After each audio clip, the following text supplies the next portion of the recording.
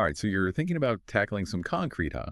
And you've been eyeing this XtremepowerUS 3200W concrete saw. Makes sense. It's gotten some buzz. Well, we've done a deep dive into all the info out there, what the manufacturer says, what's on Amazon, Walmart, eBay, and especially what actual users have to say. Yeah, looks like you've gathered a pretty good spread of sources there. The big question today, right, is whether this saw is really worth it. Is it a solid tool at a good price, or are there some gotchas lurking beneath the surface that you need to watch out for? Exactly. Like, sure, saving some money up front is always nice, but what are you really giving up for that lower price? We'll figure that out today. So, first things first, let's get a handle on what this saw claims to do. The specs say 3200W motor.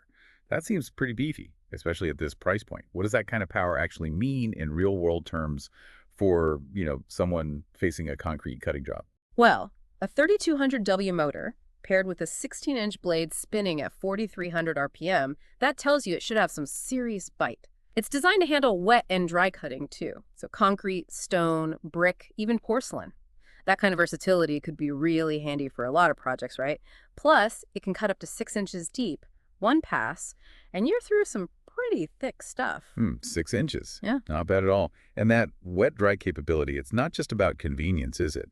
That built-in water feed system, that's got to be important for more than just keeping things neat and tidy, right? Oh, absolutely. Wet cutting is crucial for controlling dust. And dust, especially concrete dust, is a serious health hazard. You don't want to be breathing that in.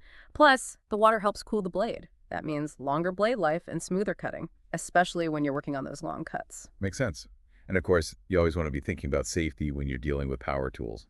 This saw has a double protection switch, which seems like a smart feature, even if it's pretty basic. Yeah, that double switch is there to prevent accidental starts. Yeah. The last thing you want with a powerful saw like this is for it to kick on when you're not expecting it. And it's corded electric, which means you get consistent power, no worries about battery life. The downside, of course, is you're tethered to an outlet. Right. Got to have that extension cord handy. Okay, so on paper, the specs seem decent enough for the price range. But we know specs don't always tell the whole story.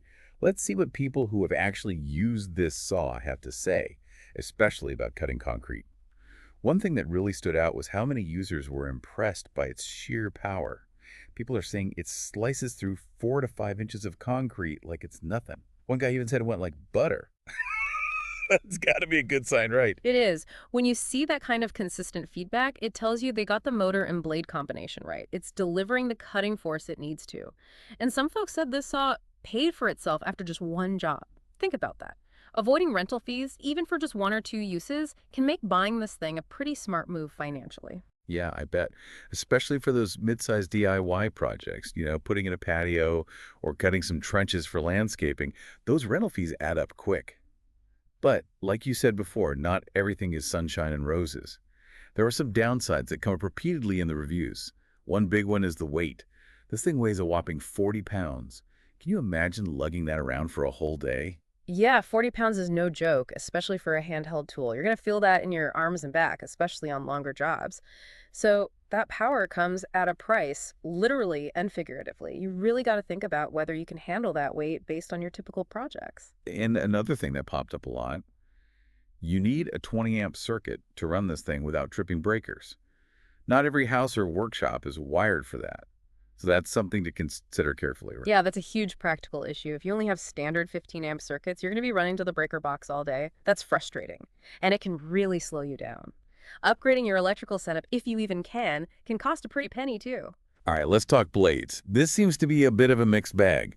Some folks straight up call the included blade junk. They say you need to swap it out for a diamond blade right away, but then others seem happy with the added features like the GFCI protected cord and the dust port. Yeah, that's pretty typical for tools in this price range. Manufacturers often cut corners on the accessories to keep the initial cost down. The stock blade might be okay for very light use, but if you plan on using this saw regularly, especially on tough materials, a good diamond blade is a worthwhile investment. You'll get faster, cleaner cuts, and the blade will last way longer. But those extra features, the GFCI for safety, then the dust port, those are definitely good things to have no matter what blade you're using. Right. Okay, time for the nitty-gritty. The cost. We checked prices on a few different platforms. Amazon had it for about $239.95 with free shipping. Walmart was in the same ballpark, price-wise, and had a crazy high user rating, like 4.9 out of 5 stars. That's got to count for something. It does. It means people are generally happy with what they're getting from Walmart, at least. Yeah. eBay was a bit pricier, $259.95, but they said it included a blade. And then there's the XtremepowerUS website, which had the lowest price, $199.95, but it was just for the bare saw, no blade. So it's not as simple as just looking at the price tag, is it? Nope. You got to look at the whole package, what's included, shipping costs, and like we said, factor in the cost of a good replacement blade. You might end up spending more than you initially planned. And don't forget about warranties. Most sellers offer a 30-day return policy, which is pretty standard. But you got to check the fine print because the shipping costs for returns or warranty claims, they can vary quite a bit. So do your homework on the seller's reputation and their return policies before you click that buy button. Yeah, you definitely don't want to get stuck with a dud and then have to pay a fortune to ship it back. Now, beyond the price and the performance, there are a few other things that came up in the reviews that are worth mentioning. One thing that people complained about a lot was the instructions, especially for the water feed system. Some folks said the instructions were just plain bad, which can be a real pain when you're trying to get a new tool set up and running. Yeah, I can imagine. Bad instructions can make a simple task super frustrating. And if you don't set up the water feed correctly, you could end up wasting water, damaging the tool, or both. Exactly. You might find yourself having to watch YouTube videos or search online forums just to figure out how to use the darn thing. Not ideal. Nope. Another thing that popped up was voltage compatibility. It seems this saw is designed for a 115V power, and people in countries with different voltage standards ran into trouble. That's a pretty big limitation if you're not in a 115V area. Yeah, if you try to run it on the wrong voltage, you could fry the motor, Yeah. or even worse, get a nasty shock. So double check that voltage before you plug it in. And lastly, this saw is apparently pretty darn loud. Like earplugs are a must, kind of loud. So factor in the cost of some good hearing protection if you decide to buy this thing. Yeah, hearing protection is a must with any power tool, but especially one this loud. You don't want to end up with hearing damage down the line just because you didn't wear earplugs. Okay, so we've covered a lot of ground here. The good, the bad, and the ugly of the XtremepowerUS 3200W concrete saw. So for someone who's considering buying this for, DIY projects around the house or maybe some smaller contracting jobs, what's the verdict? Is this a good buy? It's definitely got some appeal, especially for the price. The power seems solid, and it's got that wet-dry capability, which is a big plus. But there are those downsides, too. Yeah. The weight, the so-so blade, and the electrical requirements. Yeah, it's a trade-off, for sure. If you just need a saw for occasional use and you're willing to deal with those quirks, it could be a good option. But if you're a professional who needs a saw day in and day out, you might want to look at something a little more heavy-duty, something that's built to take a beating. Right. And if you do decide to go with this saw, there are some things you can do to get the most out of it.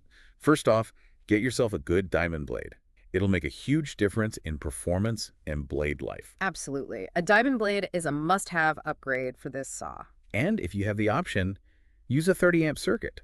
It'll help prevent those breaker trips, especially when you're working on long, tough cuts. Yeah. The last thing you want is to be interrupted in the middle of a cut because the breaker tripped. And since this saw is so heavy, consider getting a wheeled stand. It'll make it a lot easier to move around, and it'll save your back. A wheeled stand can make a world of difference, especially for long cuts. It'll help you maintain control and accuracy.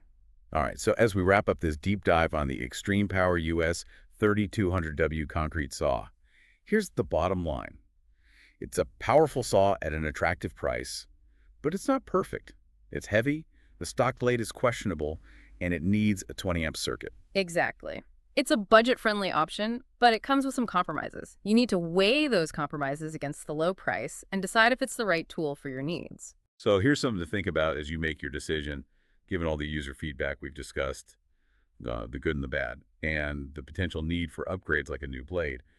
How does the balance between that low initial cost and the possibility of spending more later on actually line up with what you need for your projects? And how long do you expect this saw to last? Given those potential issues, you got to figure out if that low price tag really translates into true value for you in the long run. Thanks for joining us on this deep dive. We'll see you next time.